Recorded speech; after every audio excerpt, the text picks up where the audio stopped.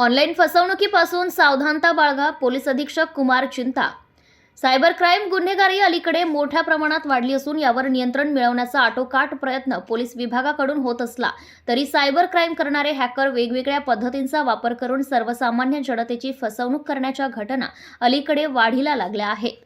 त्यामुळे यात कोणाचीही फसवणूक होऊ नये यासाठी पोलीस अधीक्षक कुमार चिंता यांनी सतर्क राहण्याचं आवाहन एका प्रसिद्धी पत्रकातून केले आहे।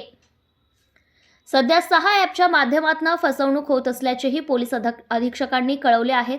सायबर क्राईममध्ये एक नवीन प्रकारचा सायबर प्लॉट सुरू झाला आहे। यामध्ये फसवणूक करणारा पीएम किसान लिस्ट ॲप, घरकुल योजना ॲप, SES सेंटर ॲप,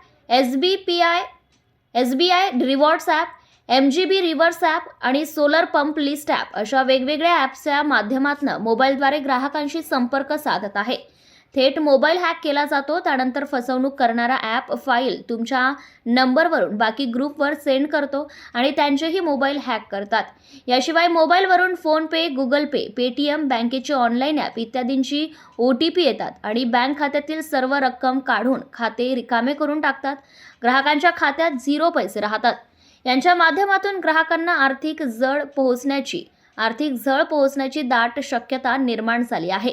तसेच यापूर्वी देखील अशा घटना घडून आम जनतेची फसवणूक झाली आहे। त्यामुळे अशा प्रकारचे कोणतेही ॲप नागरिकांनी फाईल किंवा डाउनलोड तसेच इन्स्टॉल करू नये आणि जर असा धोका निर्माण झाला तर सायबर पोलीस स्टेशन यवतमाळ येथे संपर्क साधावा असे आवाहन देखील पोलीस अधीक्षक यांच्या माध्यमातून करण्यात आले आहे।